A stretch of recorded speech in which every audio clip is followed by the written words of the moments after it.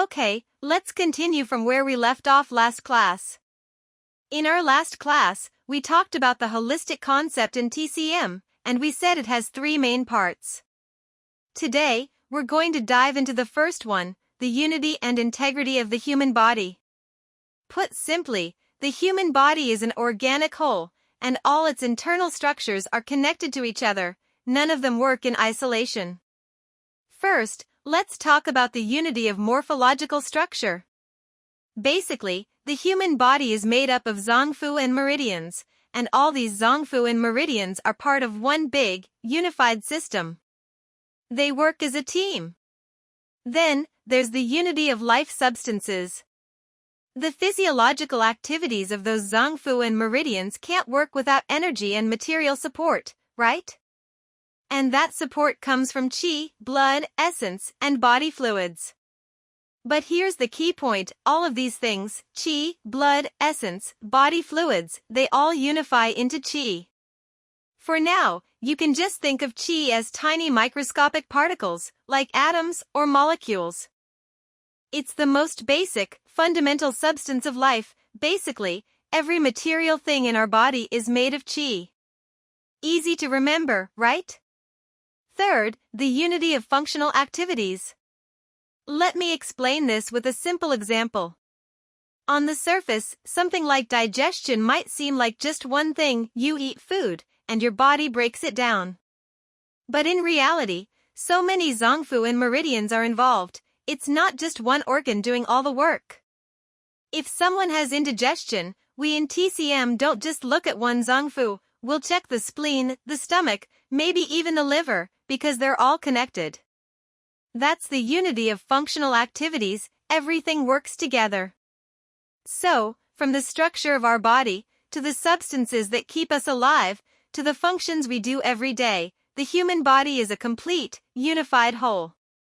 When we talk about normal body functions, or when we talk about diseases, even if we can say, oh, this problem is in this zongfu or this meridian, we never forget that it's connected to all the other parts. We acknowledge the local problem, but we also pay attention to the whole body.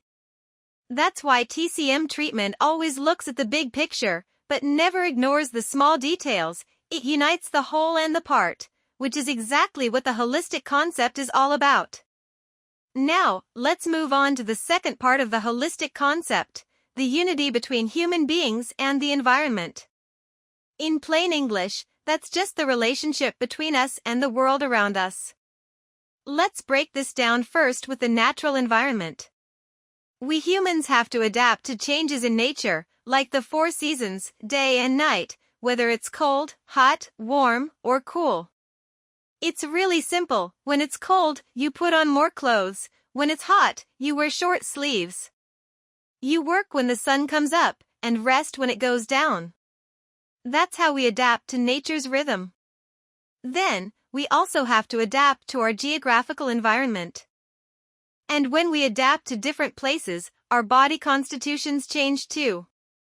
For example, in places that are very damp, people there often don't feel like eating, so they usually eat spicy food to eliminate dampness. That's a perfect example of how we adapt to our environment. All of this boils down to one basic idea: we have to live in harmony with nature and keep up with its changes. And this theory is really important for TCM. When we look at a patient and their illness, we can never forget to consider their relationship with the natural environment, because that environment affects their body, and their body responds to the environment. Okay, let's move on to the unity of humans and the social environment.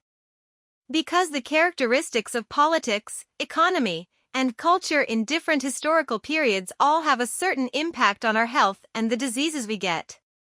This idea has been recorded in TCM works since the Huangdi Neijing. For example, the Shanghan Luan talks about the Eastern Han Dynasty, a time when wars were constant. And the Wen Yi Luan records the plague epidemics that happened back then. You see, when social conditions and the social environment change, they determine what kind of diseases will occur. There's a close connection between society and diseases. Besides that, the level of social production and people's living conditions also decide our health and the diseases we're prone to.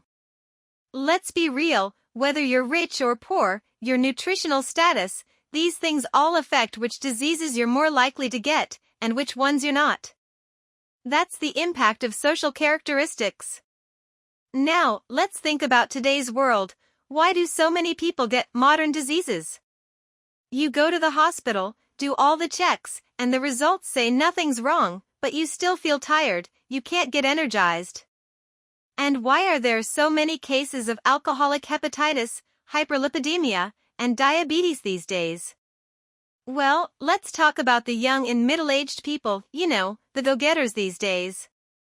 They have a strong sense of competition, they're always worried about risks, and that brings a lot of mental stress.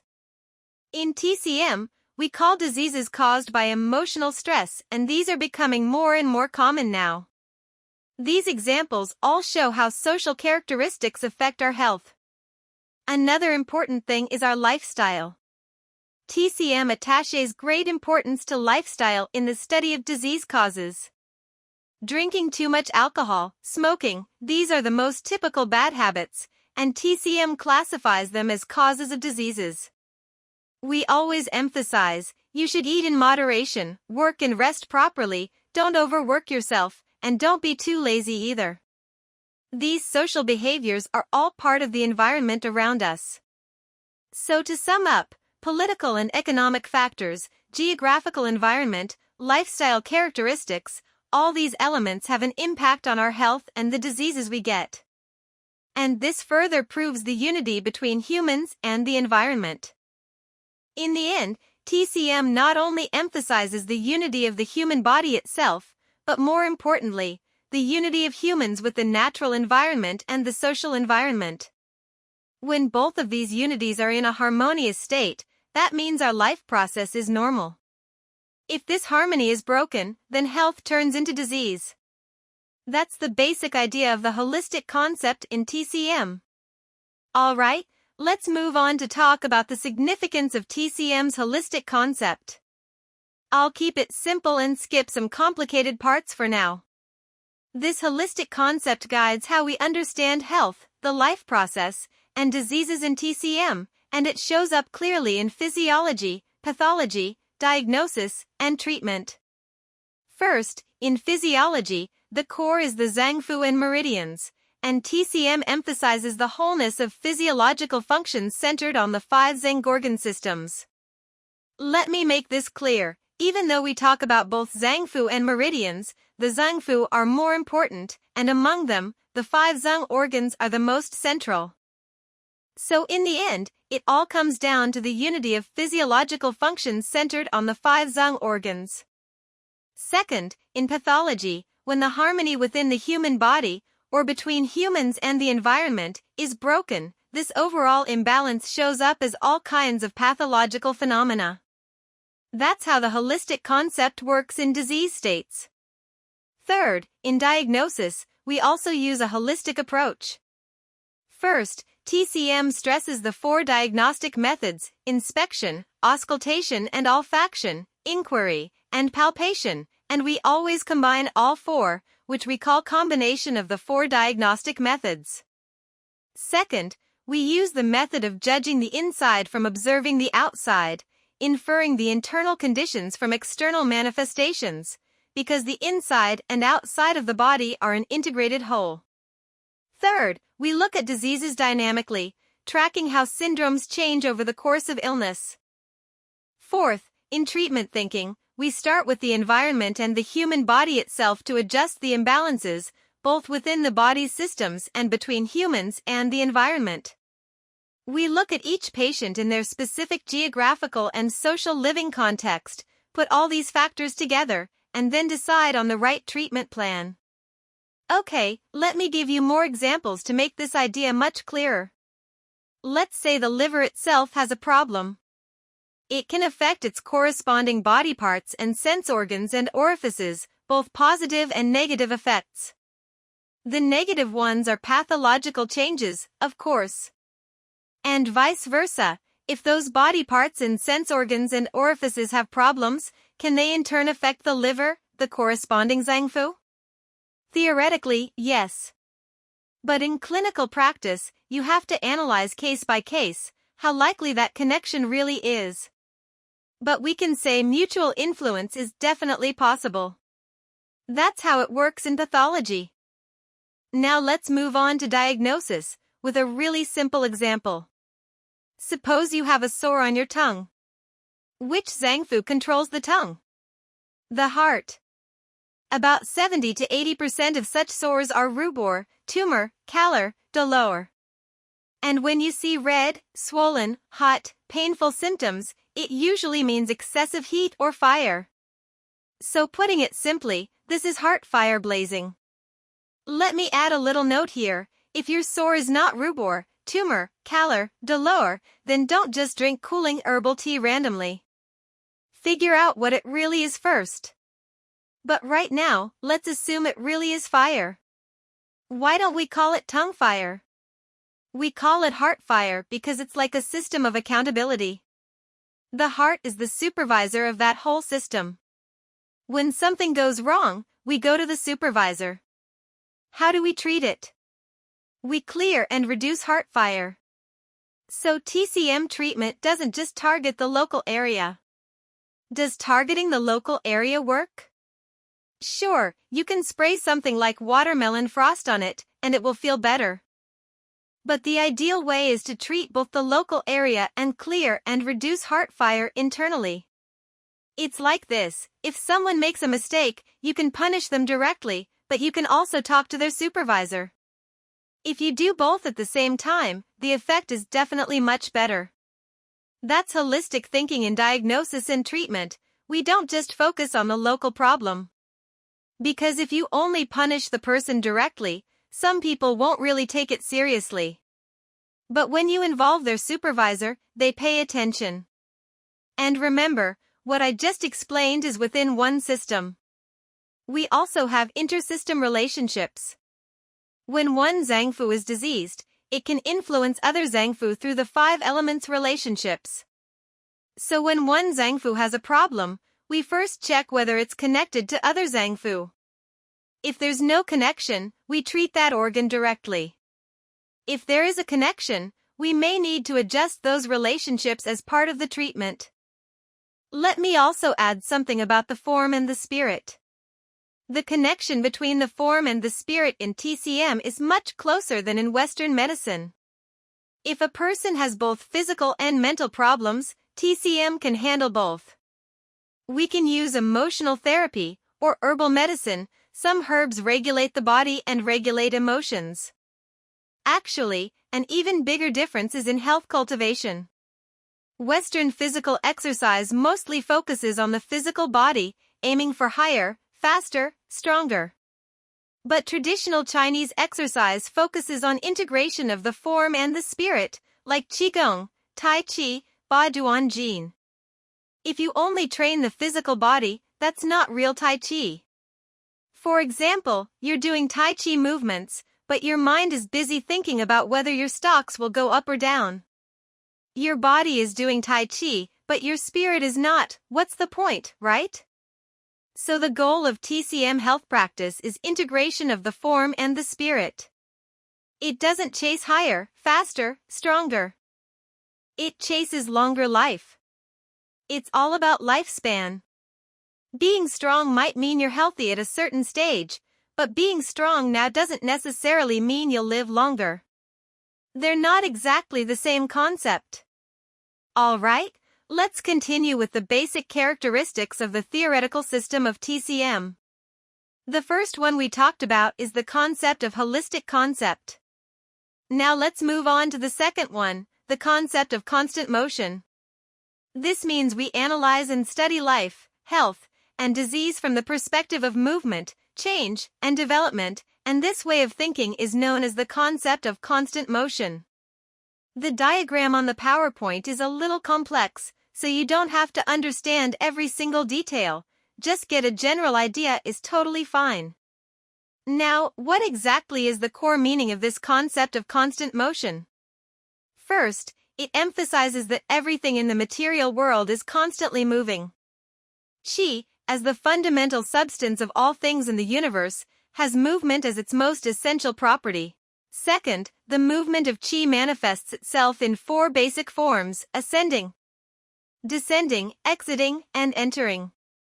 This leads us to the next point. TCM uses this idea to build its entire theoretical system. In TCM, life is composed of Qi, and the movement of life is nothing but the continuous processes of Qi ascending, descending, exiting, and entering. Now we come to the third characteristic, the concept of dialectical thinking. It refers to understanding life, health, and the occurrence, development, and changes of disease from the perspectives of contradiction, wholeness, and movement, that is the dialectical thinking in TCM. What are the specific contents of this concept? First, we view the entire process of life through contradiction, wholeness, and movement. How? Life is simply the result of the dynamic movement of yin and yang. The dialectical view means the unity of opposites between yin and yang runs through the whole course of life. Once this balance is disrupted by pathogenic factors, health will turn into illness. And we also understand the onset and progression of disease using the same logic: contradiction, movement, and holism. For example, TCM believes that disease occurs due to the struggle between evil Qi and healthy Qi. Evil Qi and healthy Qi are a typical pair of contradictions. Using the theory of yin and yang, we can explain it clearly. Disease arises when the balance and unity of the opposites between yin and yang are broken. Besides, the human body is divided into 5 systems centered on the 5 Zheng organs. If one system is affected by disease, it will inevitably influence the others. This is the idea of interconnection. In short, we view health and disease from the perspective of the unity between the whole and the parts. To put it simply, the dialectical view means applying the ideas of contradiction, wholeness, and movement to all medical issues in TCM. In fact, the concept of dialectical thinking is a high-level integration of the holistic view and the concept of constant motion. It combines and summarizes the previous 2 ideas perfectly. Alright, let's wrap up with the last key concept, treatment based on syndrome differentiation.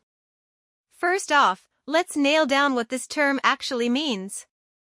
Treatment based on syndrome differentiation is just a combination of 2 core TCM terms: syndrome differentiation and treatment itself.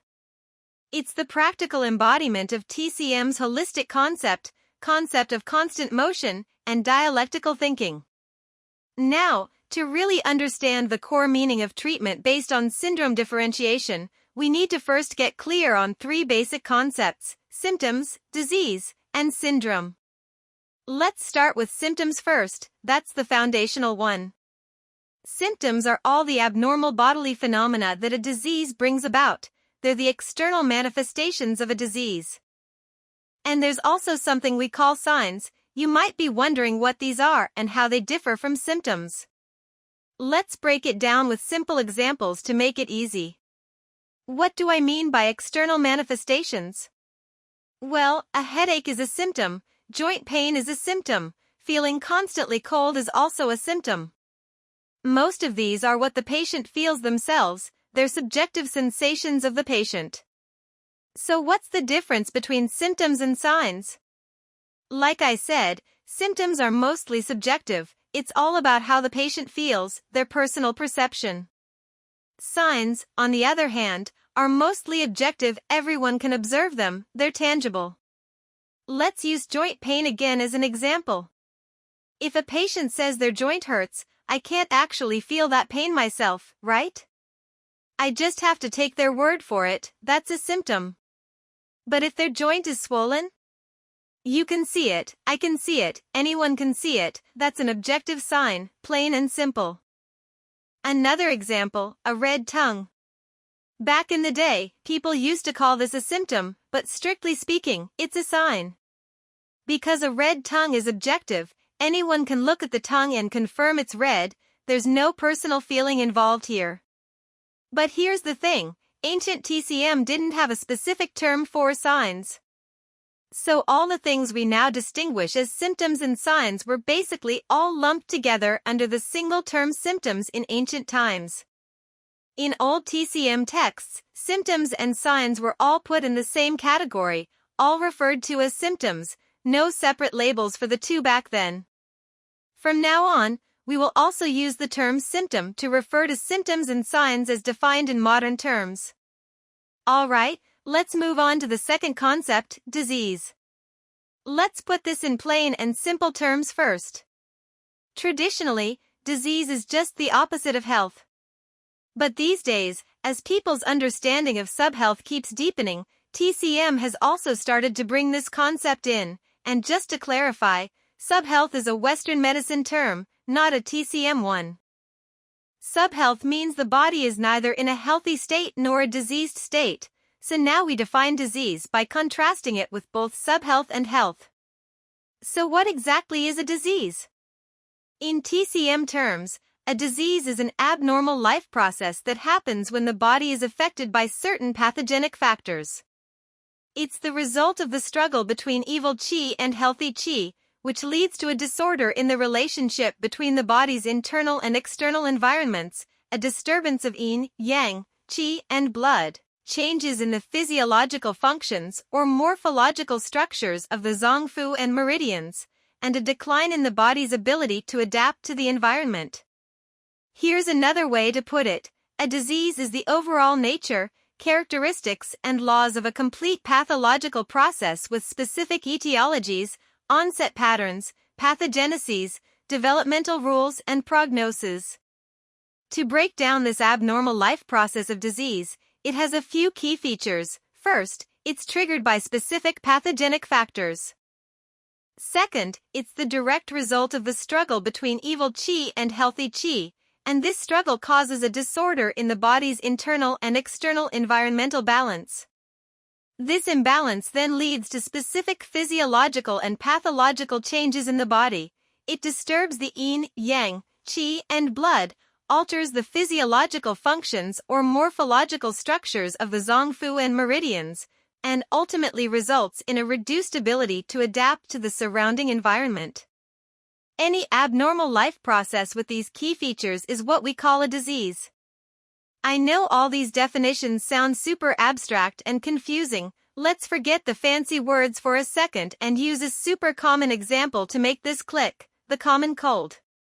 That's a classic disease, right? Let's look at it from both Western and TCM perspectives, and you'll see they're more similar than you think. For the etiology, Western medicine says the common cold is caused by an infection of pathogenic microorganisms like bacteria or viruses. TCM calls it an attack by the 6 pathogenic factors. When it comes to pathogenesis, Western medicine explains it as pathogenic microorganisms invading the body, and the body's immune system fighting back, which causes various pathological reactions.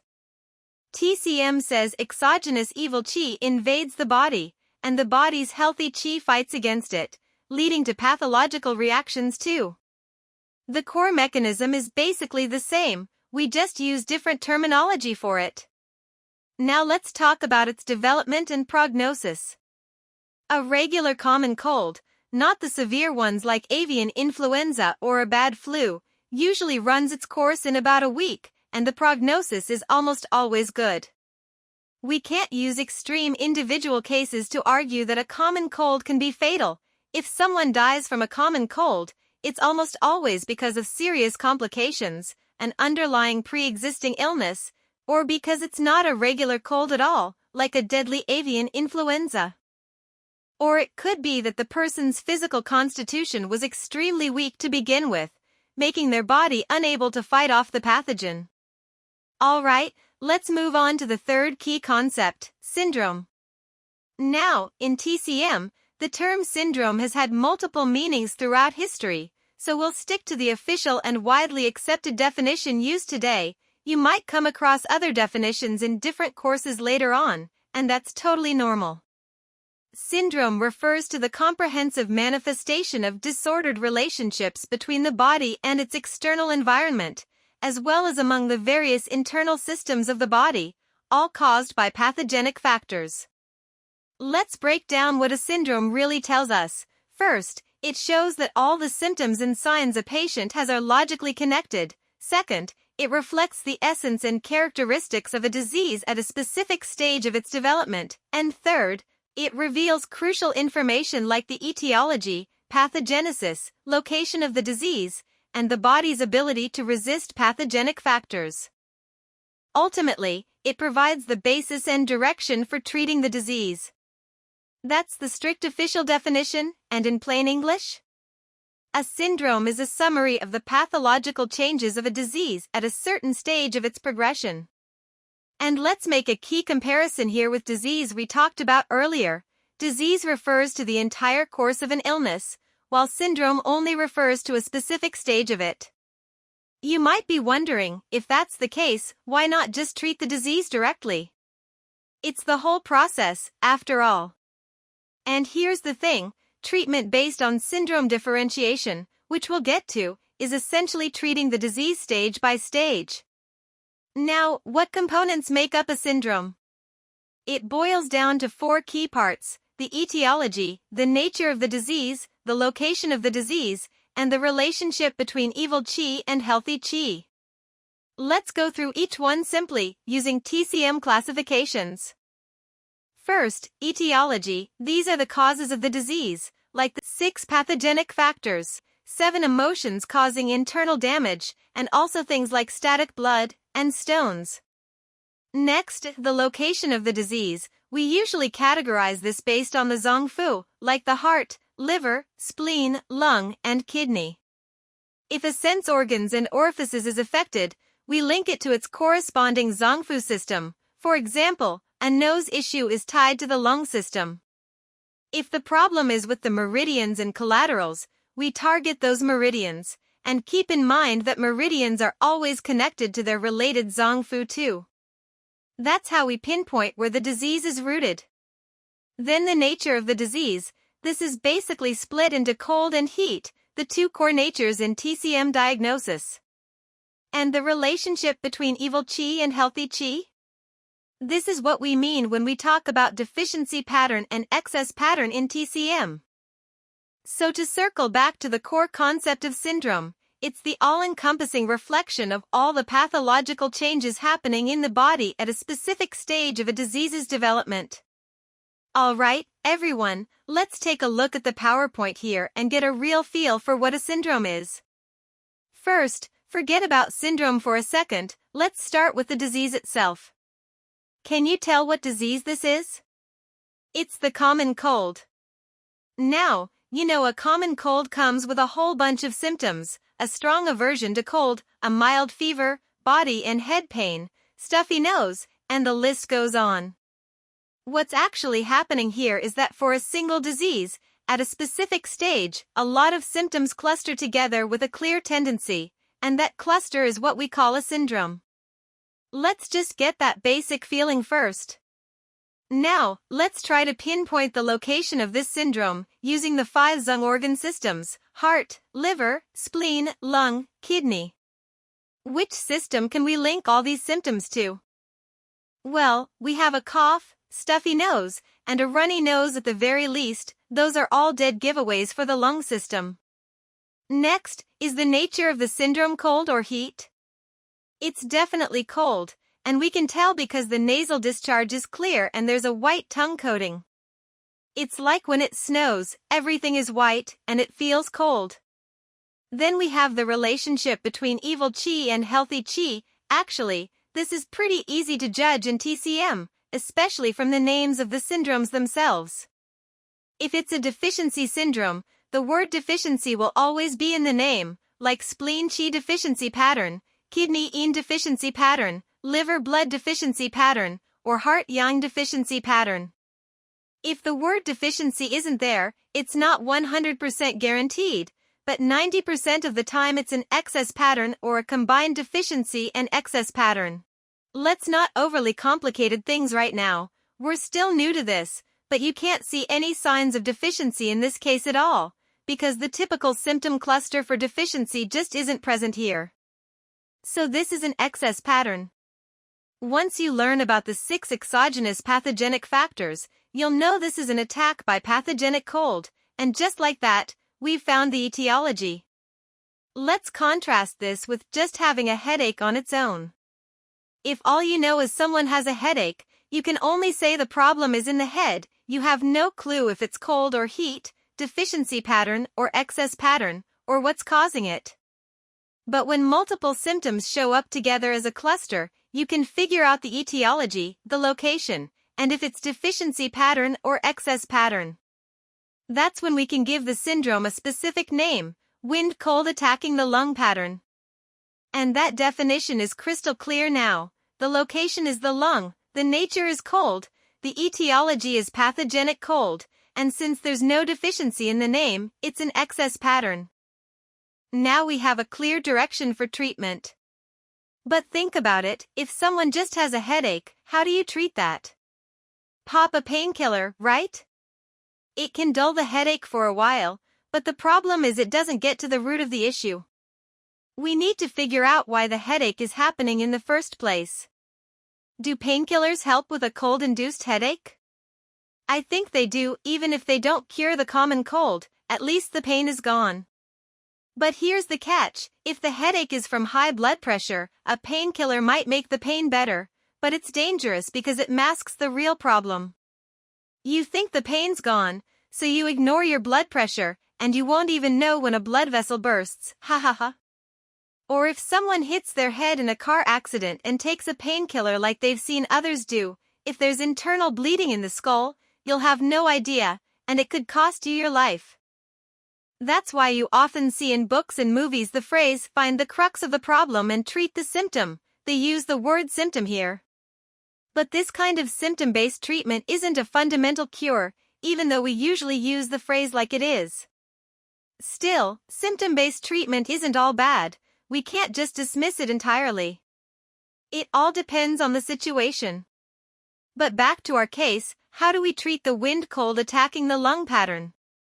We remove wind and dissipate cold, and that right there is the treatment. But a quick note, can just removing wind and dissipating cold fix everything? No, it can't. This method targets the root cause of the syndrome, but on top of that, if the patient has a cough, we can add herbs to relieve the cough. TCM has cough remedies too. If they have a stuffy nose, we add herbs to open the nose orifices. If they have phlegm, we add herbs to transform phlegm. These issues, phlegm, stuffy nose, cough, are just individual symptoms. So the approach is, first, target the syndrome, the root cause. And Chinese medicine makes this easy because we use compound formulas. We can mix 5 or 6 herbs together, some targeting the syndrome, some targeting the individual symptoms. The more symptoms there are, the more herbs we can add. There's really no upper limit, add as many as you need. Of course, it's more skillful to cure a complex illness with just a few herbs, but if you use a more complex formula and still cure the illness, that's totally fine too. Alright, there's another definition of a syndrome we need to cover. A syndrome is the response state of the human body to pathogenic agents, manifested as a cluster of symptoms. Now, what exactly are pathogenic agents? Well, things like bacteria and viruses in Western medicine, or the 6 pathogenic factors we talk about in TCM. But here's the difference. Western medicine classifies these very clearly. Bacteria is just bacteria, virus is just virus, and those are simply the etiologies. In TCM, though, we focus on the state that emerges when the etiology acts on the human body and interacts with it. We add an extra key factor here, the interaction between the body and the pathogenic cause. So at its core, a syndrome is a state of the body, and that means treatment based on syndrome differentiation is essentially about adjusting this state. Let's go back to the example we had earlier, the wind cold attacking the lung pattern. We had symptoms like cough, white phlegm, and stuffy nose. Those are all linked to the lung system, the local part. But we also had a strong aversion to cold and fever, which are systemic symptoms, affecting the whole body. So a single syndrome actually combines two types of states, a systemic body state and a local organ system state. We just pinpoint the location of the syndrome based on which local system has the most obvious symptoms, but that doesn't mean the systemic state isn't present at all. That's the beauty of TCM's treatment based on syndrome differentiation. When we prescribe a single herbal formula, it doesn't just target and adjust the local state of the affected zongfu system, it also regulates the systemic state of the entire body at the same time. Alright, let's move on to our second big topic, the relationship between symptoms, syndrome, and disease. We'll use this diagram right here to break down how these three connect. First, let's start with a basic core idea in TCM. How do we confirm a disease?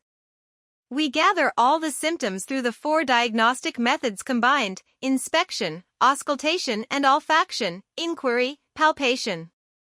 And the principle of judging the inside from observing the outside.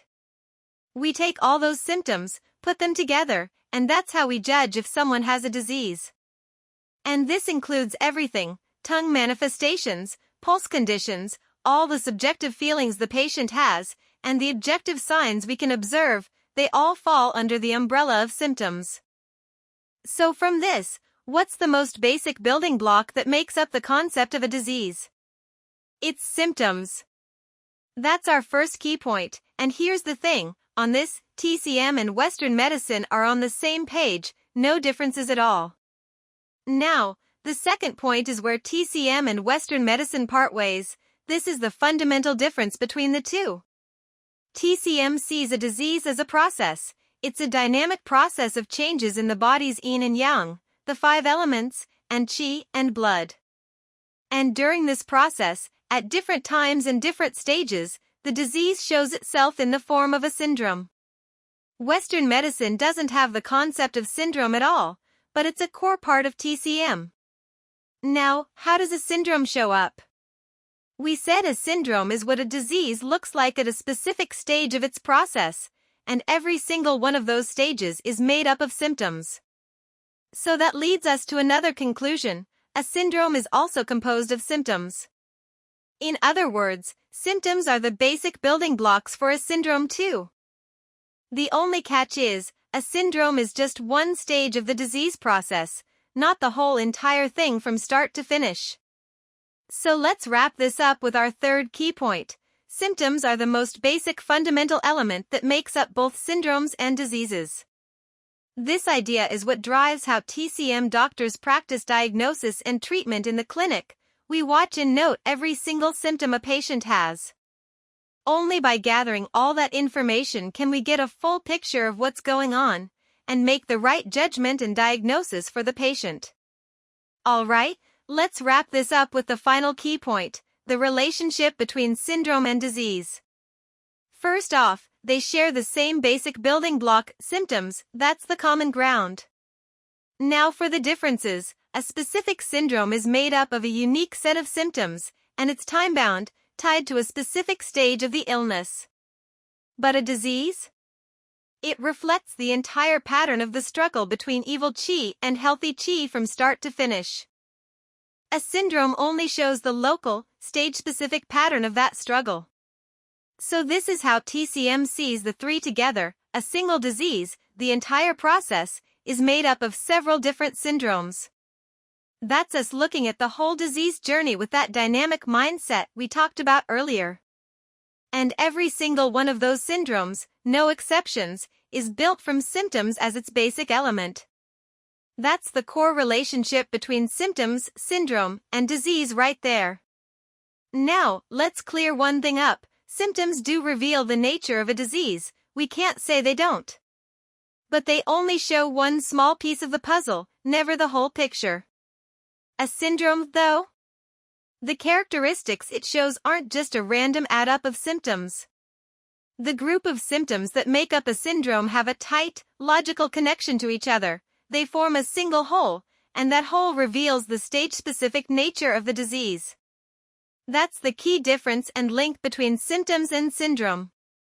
And going back to disease and syndrome, they both start with symptoms as the basic building block, but disease hones in on the overall nature of the evil qi-healthy qi struggle for the entire illness. The several syndromes that pop up during that disease process? Each only reflects the nature of the disease at that specific stage. That's the crucial distinction between disease and syndrome. This right here is a huge, fundamental concept in TCM theory. Make sure it sticks. Okay, now let's make all this concrete with a real example to really feel how symptoms, syndrome, and disease connect, and also how we use the combination of the 4 diagnostic methods. We'll pick right back up with our common cold case from earlier. Alright, here's how it works. We take all the information we collect from the 4 diagnostic methods, analyze and synthesize it, figure out the disease's cause, nature, location, and the relationship between evil qi and healthy qi, then summarize and judge it as a specific syndrome. And actually, I just walked you through this entire syndrome differentiation process a second ago. Let's break it down with our example. Aversion to cold? That's the patient's main complaint, so that comes from inquiry. Fever? We can get that from asking the patient, or taking their temperature, or even feeling their forehead. That counts as palpation. A cough? We hear that, so that's auscultation and olfaction. White phlegm, clear nasal discharge, tongue manifestations? We see all that, so that's inspection. Stuffy nose? Again, that's what the patient tells us, inquiry. The pulse conditions? Classic palpation, of course. No matter what other symptoms there might be, they all come from one of these 4 methods. There's no other way around it. Okay, so once I gather all these clues and organize them all neatly, I go through the full analysis. The cause is cold, the nature is cold, the disease location is the lung, and the evil qi-healthy qi relationship is excess pattern. Then we just give this syndrome its official name, wind cold attacking the lung pattern. That's the whole process right there. Alright, so once syndrome differentiation is done, we move right into treatment. We base the corresponding treatment methods and therapies on the results of that syndrome differentiation. And just to clarify, methods and therapies are a little different. Take our wind cold attacking the lung pattern for example. The overall treatment methods is to remove wind and dissipate cold. But as for the specific therapies to make that happen? Any way that gets the job done works, no strict rules here. I could use formulas of Chinese medicine like Ma Huang decoction or Guizhi decoction. I could use moxicone moxibustion. Or warming needle, whatever it takes to release the pathogenic cold from the body. Even if you don't have warming needle or herbs on hand, boiling up a bowl of ginger soup is better than nothing. And if that's not an option, a nice hot bath works too, right? At the very least, you need to drive that pathogenic cold out. If you can work up a good sweat from the bath, that'll help dissipate the pathogenic cold and at least ease the symptoms. I don't care what method you use, as long as you stick to the core principle of removing wind and dissipating cold. Now, of course, the easiest method to use these days is herbal medicine, because it's more all-round. I can target both the individual symptoms and the root syndrome with it. But you might wonder, does acupuncture have its advantages too? Absolutely. Because with acupuncture, you don't just use a single acupuncture points. You almost always use a group of them. It's just like formulating a herbal prescription. One acupuncture points to dissipate cold, another to stop coughing, same exact idea, it works just as well. Alright, we will end the lesson here. In the next class, we will continue to talk about the situation of different treatments for same disease. Please stay tuned for the next part. Thank you all for listening.